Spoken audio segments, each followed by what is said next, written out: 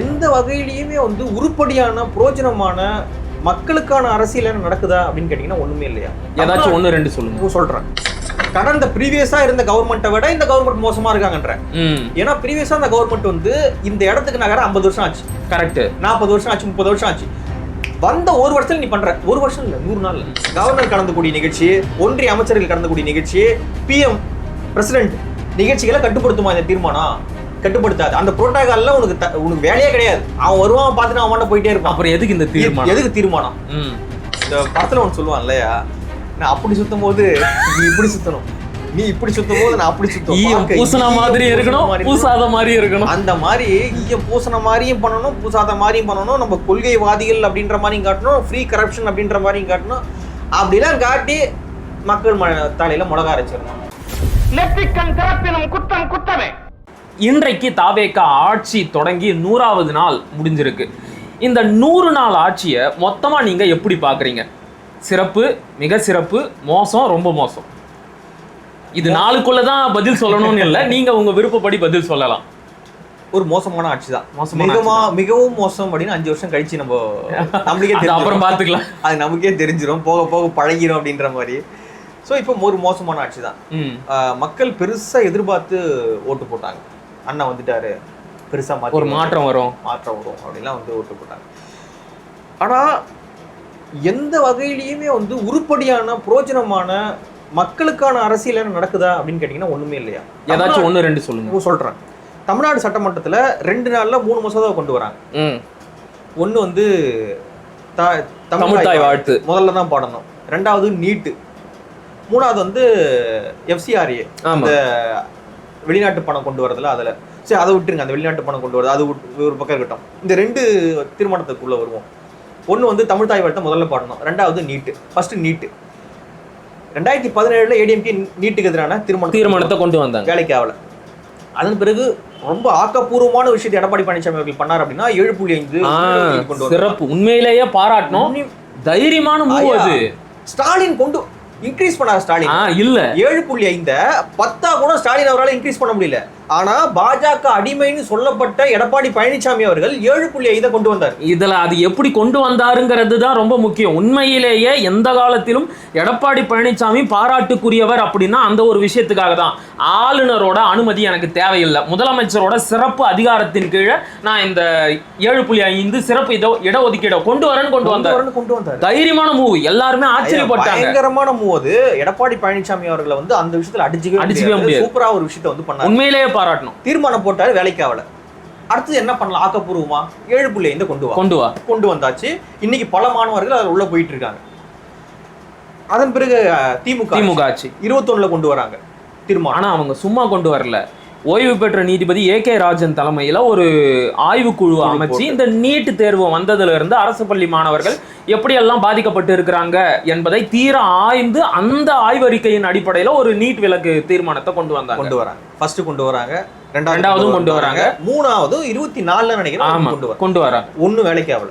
அவங்க போராடுறாங்க, கையெழுத்து இயக்கம் நடத்துறாங்க, வாங்கின கையெழுத்தை எல்லாம் குப்பை தொட்டியில போட்டுட்டு போனாங்க. AK ராஜன் கமிட்டி ஒன்றும் வேலைக்கு ஆகல. Right, okay. என்னதான் வேலைக்கு ஆகாது, ஏன்னா அவன் ஸ்ட்ராங்கா இருக்கான். கல்வி கன்கரண்ட் லிஸ்ட்ல பொதுப்பட்டியல போய் சேர்ந்துருக்கு. இப்போ நீ என்னதான் தமிழ்நாடு முட்டனாலும் ஒன்றும் வேலைக்கு ஆகாது. இன்னைக்கு வேலைக்கு ஆகாது. இன்னைக்கு தமிழ்நாடு அரசுனால நீட்டு விலக்க கொண்டு வர முடியாது. சட்டத்துல அதுக்கு இடம் கிடையாது. தமிழ்நாடு சட்டமன்றத்துக்கு அதிகாரம் கிடையாது. தமிழ்நாடு சட்டமன்றம் ஒரு நகராட்சி கூடார மாதிரி தான் இருக்கு. நகராட்சி கூட்டம் எப்படி நடக்குமோ அது போல தமிழ்நாடு சட்டமன்றம் நடந்துகிட்டு இருக்கு. நகராட்சியில கூட வந்து ஏதோ ஒரு அதிகாரம் இருக்கும் போல அந்த மன்றத்துக்கு கூட. தமிழ்நாடு சட்டமன்றத்துக்கு கிடையாது, ஒண்ணும் கிடையாது. ஒரு மசோதாவை நீ கொண்டு வரலாம், ஒரு தீர்மானத்தை கொண்டு வரலாம். சட்ட அங்கீகாரம் உன்னால பெற முடியுமா? அதனால கவர்னர் கையெழுத்து போடாம, பிரசிடென்ட் கையெழுத்து போடாம முடியாது. சட்ட அங்கீகாரம் வருமா? அதுக்கு வராது.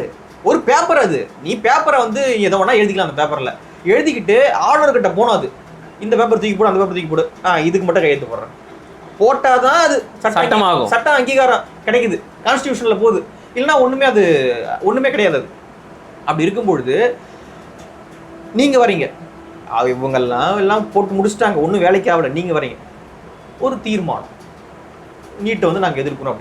நீட்டை எதிர்க்கிறோம் அப்படின்றது தமிழ்நாட்டினுடைய நிலைப்பாடு. எல்லா கட்சிகளும் ஒரு நிலைப்பாட்டில் இருக்காங்க. பாஜக தவிர்த்து மற்ற கட்சிகள்லாம் நிலைப்பாட்டில் இருக்காங்க. Right, okay.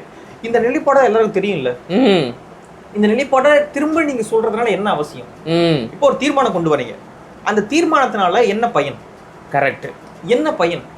இப்போ பல மாணவர்கள் நினைச்சுக்கிட்டு இருப்பாங்க, அண்ணன் வந்துட்டாரு, தீர்மானம் கொண்டு வந்துட்டாரு, அடுத்த வருஷம் நீட் இருக்காரு அப்படின்னு ஒரு ஹோப்போட எவனா உட்காந்துட்டு இருந்தான் அப்படின்னா அது என்ன ஆகுறது? படிக்க வேண்டாம், நம்ம அடுத்த வருஷம் அண்ணன் வந்துட்டார், நம்ம அண்ணன் தான் மேஜிக் பண்றாருல, மேஜிக் பண்ணி அடுத்த வருஷம் நீட்டை காலி பண்ணிடுவாரு, தீர்மானம் கொண்டு வந்துட்டாருப்பா அப்படின்ட்டு எவனா உட்காந்துட்டு இருந்தான் அப்படின்னா என்ன ஆகுறது? இப்படி மக்கள் நீ ஏமாத்தாதீங்க. ஏன்னா உங்களால கொண்டு வர முடியாது, தமிழ்நாடு சட்டமன்றத்துக்கும் அந்த அதிகாரம் கிடையாது, தமிழ்நாட்டு அரசுக்கும் அந்த அதிகாரம் கிடையாது. நீதிமன்ற தீர்ப்புல உட்பட எல்லாமே அது போய் உட்காந்துருச்சு.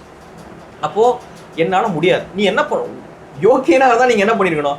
என்னால முடியாது, இப்போதைக்கு முடியாது, இப்போதைக்கு முடியாது. நான் ஓப்பனா சொல்றேன், ரொம்ப உங்களுடைய மரியாதை அதிகரிக்கும். நான் ஓப்பனா சொல்றேன், என்னால கொண்டு வர முடியாது. தமிழ்நாடு சட்டமன்றத்துக்கும் தமிழ்நாடு அரசுக்கும் அந்த அதிகாரம் கிடையாது. ஃபர்தரா நாங்க கோச்சிங் சென்டரை நடத்துறோம், இம்ப்ரூவ் பண்றோம், விரிவுபடுத்துறோம், இலவசமாக நடத்துறோம். மாணவர்கள் படிங்க, உள்ள போங்க. 7.5 இருக்கு, நாங்க 10 உயர்த்தி சிறப்பு. உள்ளிட ஒதுக்கீடு நாங்க 10 உயர்த்தி தரோம். மாணவர்கள் உள்ள போங்க, படிங்க, இம்ப்ரூவ் ஆங்க. ஒரு காலம் வரும் நாங்க நீட்டை வந்து ஒழிக்கிறோம். மத்திய அரசுல மத்தியில வந்து ஆட்சி மாறும்போது அல்லது பலவீனமான ஒரு அரசு வரும்போதோ கல்வி வந்து மாநில பட்டியலில் கொண்டு வந்து நாங்க வந்து நீட்டை ஒழிக்கிற ஃபர்தர் வேலையில நாங்க பாக்குறோம். நீங்க வந்து நீட்டுக்கான ப்ரிப்பரேஷன்ல இருங்க அப்படின்னு மாணவர்களுக்கு ஊக்கம் கொடுக்கணுமா?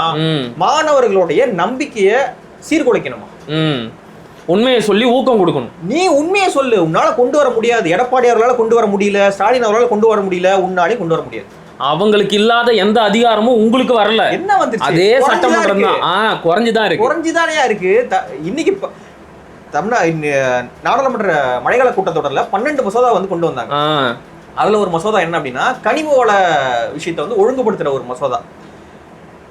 மாநில அரசு கட்டுப்பாட்டில் இருக்கக்கூடிய கனிம வளங்கள் இருக்குல்ல, அதை வந்து இஷ்டத்துக்குலாம் மாநில அரசு வரியெல்லாம் போட முடியாது, அதை நெறிப்படுத்த முடியாது. சுரங்கத்தையும் ஒதுக்கி கொடுக்க முடியாது, மத்திய அரசுடைய அனுமதி வேணும் அப்படின்ற ஒரு மசோதாவை கொண்டு வந்து நிறைவேற்றிருக்காங்க. அன்புமணி சத்தமே இல்ல. அன்புமணி ராமதாஸ் அவர்கள் கத்தினாரு, ஒண்ணும் யாருக்காவது கேட்கல. அதெல்லாம் இப்படி அன்னைக்கு 17 இருந்ததை விட 26 அதிகாரம் இன்னும் குறைஞ்சிருக்கு தமிழ்நாடு அரசுக்கு. அப்படி இருக்கும்போது நீங்க என்ன சொல்லிருக்கணும்? ஒன்றும் இல்லை, இதான் இருக்குது நிலைமை, நான் ஓப்பனா நிக்கிறேன், ஓப்பனா நான் இருக்கிறத சொல்லிக்கிறேன், நீங்க வந்து பண்ணுங்க, நான் என்ன பண்ண முடியுமோ அதை பண்றேன், கோச்சிங் சென்டரை விரிவுபடுத்துறேன், மற்ற விஷயங்கள் என்ன பண்ண முடியும் மாணவர்களை ஹெல்ப் பண்றேன் அப்படின்னீங்கன்னா உங்களுடைய மதிப்பை உயர்ந்திருக்கும்ல. உங்களுக்கு ஒரு விஷயம் இன்னும் தெளிவா புரியலன்னு நான் நினைக்கிறேன். இந்த நீட் விலக்கு தீர்மானத்தை எதுக்காக கொண்டு வந்தாங்க தெரியுமா? இது ஒரு திசை திருப்பும் நிகழ்ச்சி தான். ஏன்னா காக்ரோச் ஜனதா பார்ட்டி வந்து டெல்லி ஜந்தர் மந்தரில் நீட் முறைகேட்டை எதிர்த்து மிகப்பெரிய போராட்டம் பண்ணாங்க. அந்த போராட்டத்தை தொடர்ந்து தமிழ்நாட்டிலையும் மிகப்பெரிய போராட்டங்கள் வெடிச்சது. கடைசி வரைக்கும் தாவேகா தரப்புல இருந்து அந்த போராட்டத்திற்கு எந்த ஒரு ஆதரவும் வரல. அந்த போராட்டத்தை கலைச்சி விடுறதுக்கு ஷனம் ஷெட்டியை அனுப்பி வச்சாங்க. அது வந்து இந்த தாவேகா ஆட்சி மேலே ஒரு குற்றச்சாட்டம் முன்வைக்கப்பட்டுச்சு, நீங்கள் மறைமுகமாக பாஜகவிற்கும் நீட் தேர்விற்கும் ஆதரவாக செயல்படுறீங்க அப்படின்னு. இப்போ அந்த போராட்டம் முடிவுக்கு வந்த உடனே புளியந்தோப்பு மோகன் வழக்கறிஞர் உட்பட 3 பேர் வந்து தொடர் உண்ணாநிலை போராட்டத்தை முன்னெடுத்தாங்க நீட் விலக்குக்காக. அங்கேயும் வந்து தாவேகா சார்பாக யாரும் போய் அவங்கள பார்க்கவே இல்லை. ஸோ தொடர்ந்து இந்த அரசு மேலே நீட் தேர்வுக்கு ஆதரவாக இருக்கிறாங்க, ஒன்றிய பாஜக அரசுக்கு ஆதரவாக இருக்கிறாங்க என்ற குற்றச்சாட்டு வந்துக்கிட்டே இருந்துச்சு.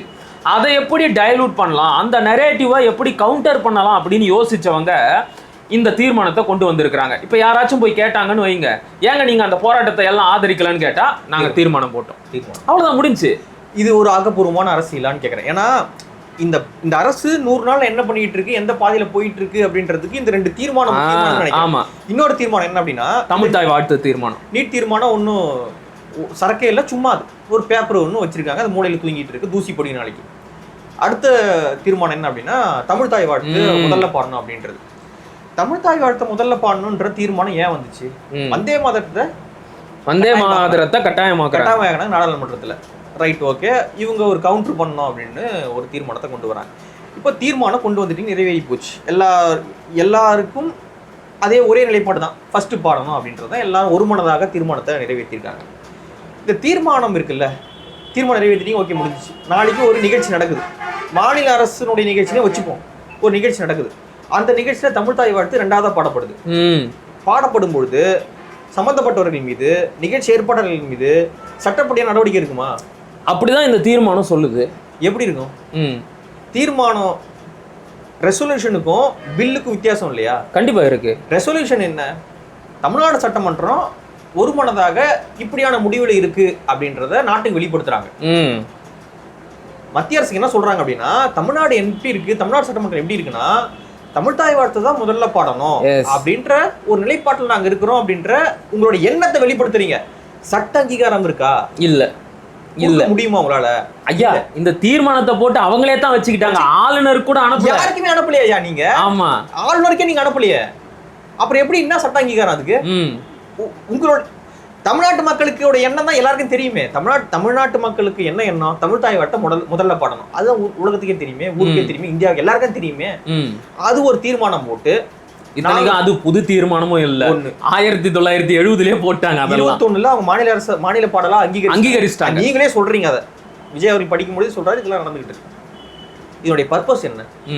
மறுபடியும் ஒரு திசை திருப்பல் தான். என்னதான் பர்பஸ் எனக்கு புரியல. அதான் சொல்றேனே, திசை திருப்பல் தான். இந்த ஆட்சி வந்ததுல இருந்து தமிழ்தாய் வாழ்த்து 2ஆம் இடத்துக்கு தள்ளப்படுது, புறக்கணிக்கப்படுதுன்னு ஒரு குற்றச்சாட்டு வந்துச்சுல்ல. இப்ப இந்த தீர்மானத்தை கொண்டு வந்திருக்கிறாங்க. இங்க பாருங்க, எங்க ஆட்சியில தமிழ்தாய் வாழ்த்தை தான் முதல்ல பாடணும் அப்படின்னு நாங்க தீர்மானம் போட்டிருக்கிறோம். நாங்க வந்து தமிழ்தாய் வாழ்த்தை அவமதிக்கல, 2ஆம் இடத்துக்கு தள்ளல அப்படின்னு சொல்லிக்கலாம்ல. அதுக்குதான் இந்த தீர்மானமும். ஐயா, இது அதுதான் இது வேணாம். அதுதான் சொல்றேன், இப்படி சொல்லிக்கலாம் காட்டிக்கலாம் அப்படின்றதுதான் இந்த ஆட்சி நடக்குது. உருப்படியாக ஆக்கப்பூர்வமாக ஒரு வேலை நடந்திருக்கா அப்படின்னா அந்த வேலை நடக்க மாட்டேதுன்னு தான் நான் சொல்றேன். அதனாலதான் இந்த ஆட்சி ஒரு மோசமான ஆட்சின்னு சொல்றேன். கடந்த ப்ரீவியஸா இருந்த கவர்மெண்ட்டை விட இந்த கவர்மெண்ட் மோசமா இருக்காங்கன்ற. ஏன்னா ப்ரீவியஸா இந்த கவர்மெண்ட் வந்து இந்த இடத்துக்கு நகர 50 வருஷம் ஆச்சு. கரெக்ட். 40 வருஷம் ஆச்சு, 30 வருஷம் ஆச்சு. வந்த ஒரு வருஷத்துல நீ பண்ற, ஒரு வருஷம் இல்ல 100 நாள்ல அதே கேடு அரசியல நீ பண்ற அப்படின்னா நீ அவனோட மோசமான ஆள் தானே. கண்டிப்பா. அதான் நான் சொல்றேன், மோசமான ஒரு கவர்மெண்ட் வந்து நடந்துகிட்டு இருக்கு. இந்த தமிழ்தாய் வாழ்த்து தீர்மானத்தை நான் பார்த்ததுல இருந்து எனக்கு மண்டக்குள்ள ஓடிக்கிட்டே இருக்குது. எதுக்குறா அதை போட்டீங்க நீங்க? ஐயா, இந்த தீர்மானம் போட்டு முடிச்சு 24 மணி நேரம் ஆகல. அதுக்குள்ள சுற்றுலாத்துறை அமைச்சர், அவருடைய பெயர் வந்து ராஜேஷ்குமார். சரியா சொன்னீங்க. இதுக்காகவே உங்களை பாராட்டணும். அது காங்கிரஸ் உறுப்பினர், அதனால சரி ஓகே. ஐயா, யார் என்னன்னே அமைச்சருக்கு தெரிய மாட்டேங்குது. அவர் கலந்துகிட்ட ஒரு நிகழ்ச்சியில தமிழ்தாய் வாழ்த்து 2ஆவதா பாடப்பட்டுச்சு. இந்த தீர்மானத்தை முதல்ல நேத்து போட்டாங்கன்னா இன்னைக்கு நிகழ்ச்சியில தமிழ்தாய் வாழ்த்து 2ஆவதா பாடம். என்ன சொன்னாங்க தெரியுமா? ராஜேஷ்குமார் என்ன சொன்னாருன்னா, இது வந்து கிறிஸ்துவ நிறுவனம், இது அது எப்படி, அதனால சொல்றேன் இது கிறிஸ்தவ நிறுவனம், அதனால கிறிஸ்துவ பாடலை முதல்ல பாடிட்டு தமிழ்தாய் வாழ்த்து ரைட் ஓகே. அது ஒரு தனியார் நிகழ்ச்சின்னு வச்சுட்டாங்க அவங்க. தனியார் நிகழ்ச்சியில எதுவா இருந்தாலும் இல்ல இவங்க சொல்றாங்க சரி தனியார் நிகழ்ச்சியில அது ஒன்றும் கிடையாது. தனியார் நிகழ்ச்சியில அவங்க சம்பந்தமான பாடல் போட்டுக்கிட்டு 2ஆவதா போட்டுக்கலாம், ஒன்றும் பிரச்சனை இல்லை. அந்த தீர்மானம் என்ன சொல்லுது அப்படின்னா, தீர்மானத்தை நீ படிச்சா தீர்மானம் என்ன சொன்னா, பொதுத்துறை நிறுவனம், கல்லூரி, பள்ளி, எந்த பொதுத்துறை நிறுவனம், எந்த கல்லூரி, எந்த பள்ளி, அரசு கல்லூரியா, தனியார் கல்லூரியா, பொதுத்துறை நிறுவனம்னா ஒன்றிய அரசோட பொதுத்துறை நிறுவனமா, மாநில அரசோட பொதுத்துறை நிறுவனமா, சிபிஎஸ்இ ஸ்கூலா, யூனிவர்சிட்டியா, எந்த டெஃபினிஷனும் கிடையாது. எதுவுமே கிடையாது. மாநில அரசனுடைய சம்பந்தமான இடங்கள் தான் அப்படின்னா ஆல்ரெடி இருக்கு. மாநில அரசு சம்பந்தமான இடங்கள்ல ஒன்றும் நீ பிரச்சனையே கிடையாது. தமிழ்தாய் வாழ்த்து தான் முதல்ல நீ பாடிக்கிட்டு இருக்கான். அரசு பள்ளியில போனீங்கன்னா நீ தமிழ்தாய் வாழ்த்து தான் முதல்ல பாடிக்கிட்டு இருக்கான். அது ஒன்றும் பிரச்சனையே கிடையாது. நீ எங்க பிரச்சனை வருது இதுல? ஆளுநர் வந்து மனோன்மணியம் சுந்தரனார் பல்கலைக்கழகத்துல தமிழ்தாய் வாழ்த்த 3ஆவது அப்பதான் பிரச்சனை வருது. ஆளுநர் நிகழ்ச்சியில இந்த தீர்மானத்தினால ஏதாவது மாற்றம் ஏற்படுமா? எதுவுமே கிடையாது. ஆளுநர் நிகழ்ச்சி இந்த தீர்மானம் ஆளுநர் கலந்துகிட்ட நிகழ்ச்சியை ஏதாச்சும் கட்டுப்படுத்துமா? அதான் மேட்ரு. படுத்தாது. நீ நார்மலா தனியார் நிகழ்ச்சியை கட்டுப்படுத்தாது. இது அதுதான் ராஜேஷ்குமார் சொன்னாரு. ஆமா, தனியார் நிகழ்ச்சியை கட்டுப்படுத்தாது. இது எப்படி ஒன்றிய அரசு நிகழ்ச்சியை கட்டுப்படுத்தும்? கவர்னர் கலந்துக்கூடிய நிகழ்ச்சி, ஒன்றிய அமைச்சர்கள் கலந்துக்கூடிய நிகழ்ச்சி, PM பிரசிடென்ட் நிகழ்ச்சிகளை கட்டுப்படுத்துமா இந்த தீர்மானம்? கட்டுப்படுத்தாது. அந்த புரோட்டோகால்ல உனக்கு வேலையே கிடையாது. அவன் வருவான், பார்த்துட்டு அவன் போயிட்டே இருப்பான். அப்புறம் எதுக்கு இந்த தீர்மானம்? எதுக்கு தீர்மானம்?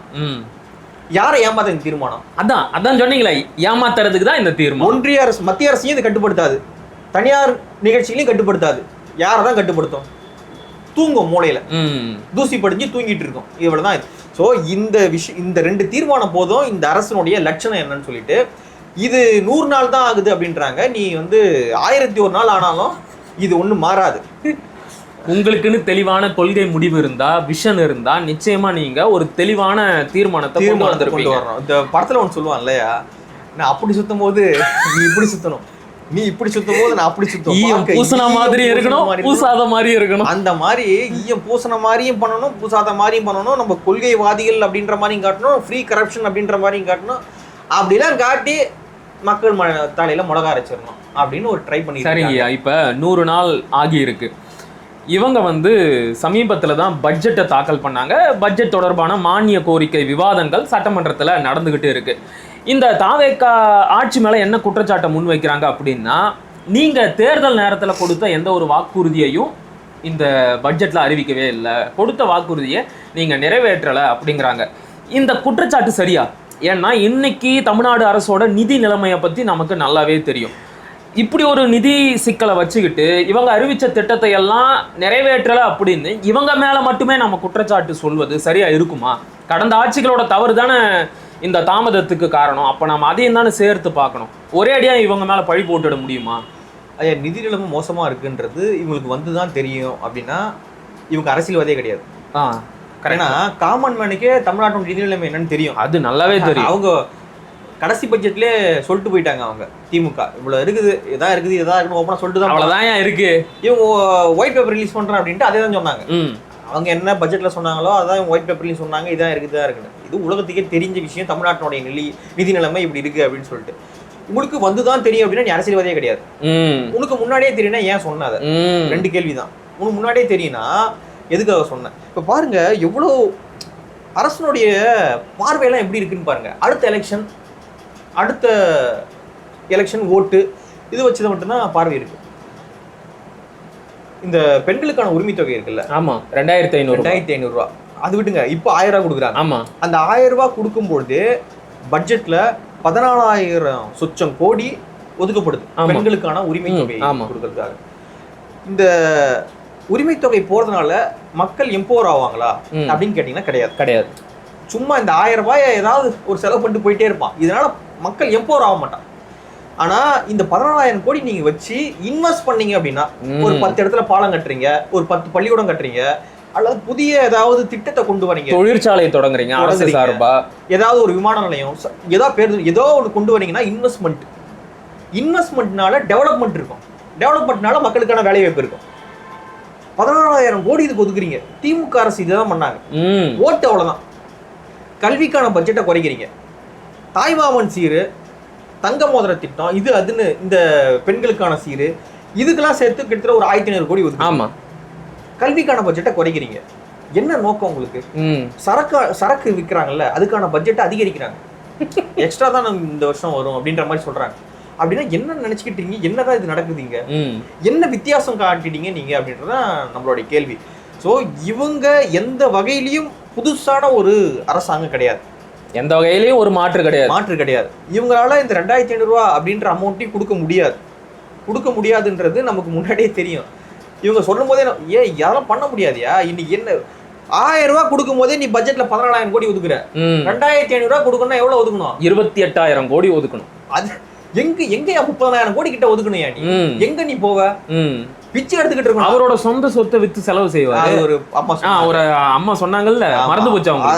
அவர் கவர்மெண்ட் ஃபண்டே தொட மாட்டாரு. அந்த அறிவு கொண்டவங்க தான் ஓட்டு போட்டுருக்காங்க, வந்துட்டாங்க. அவங்களத்தான் தேடிக்கிட்டு இருக்கேன். அவர் சொந்த இது இன்னொருத்தர் ஆட்சி வந்த புதுசுல ஒருத்தர் பண்ணாரு, நான் கடன் அடைக்க போறேன் அப்படின்ட்டு செக் எழுதிட்டு போய் ஒரு அமைச்சர் கிட்ட கொடுத்தாரு. ஏய் என்ன பண்ணிக்கிட்டு இருக்கீங்க நீங்க அப்படின்னு. இது அவருடைய தமிழன் படத்துல செய்வார்ல, அந்த மாதிரி. ஸோ இவ்வளவுதான் இவங்களுக்கான புரிதல். அதனால இவ்வளவுதான் இவங்க செய்வாங்க. நம்ம ஏன் 2500 ரூபா வரல, ஏன் 6 சிலிண்டர் வரல அப்படிலாம் கேட்கறத விட்டுட்டு, அதெல்லாம் வராதுன்னு முடிவு பண்ணிட்டு நீ தர தேவையில்ல, நீ ஒத்துக்கோ, தர முடியாது என்னால. என்னதான் உனக்கு மக்கள் கிட்ட சரண்டர் ஆகுதுன்னு என்ன பிரச்சனை? நீ ஒரு கட்சி கிட்ட போய் சரண்டர் ஆகணும்.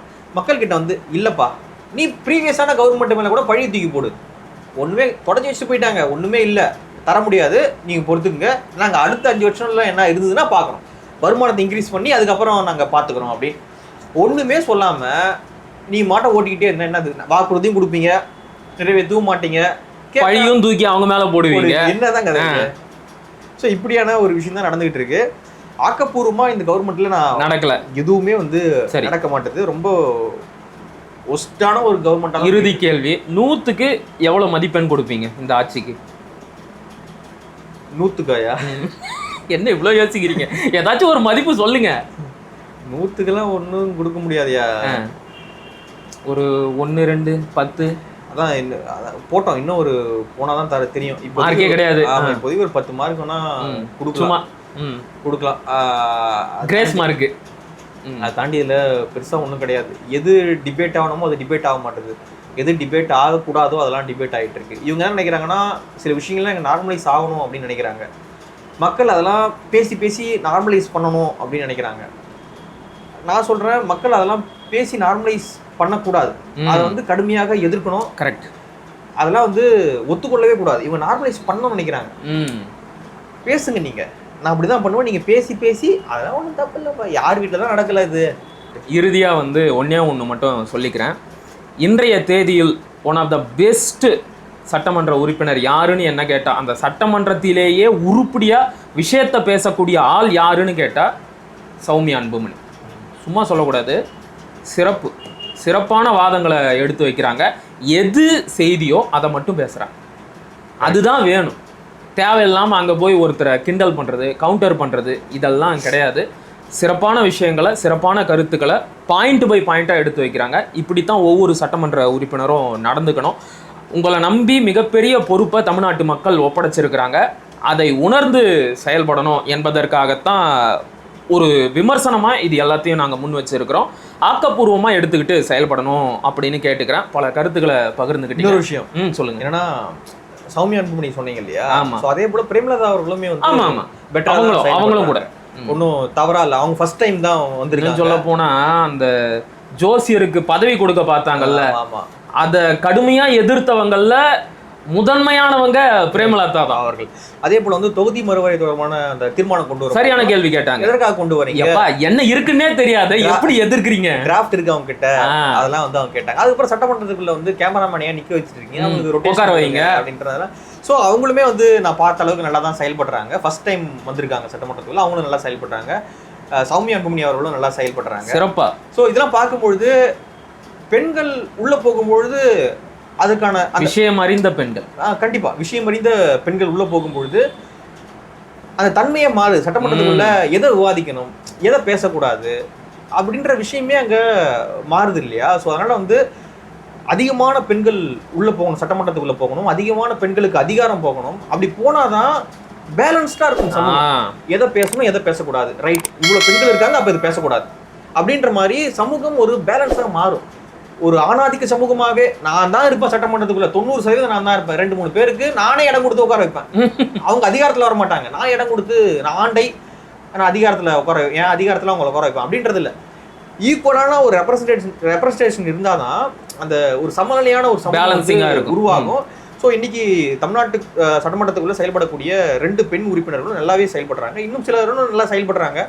ஸோ இவங்க குறிப்பிடத்தக்க வகையில் செயல்படுறாங்க அப்படின்னு நினைக்கிறேன். சரிங்கய்யா, பல கருத்துக்களை ரொம்ப ஆக்கப்பூர்வமாக பகிர்ந்துக்கிட்டீங்க. மிக்க மகிழ்ச்சி. நன்றி.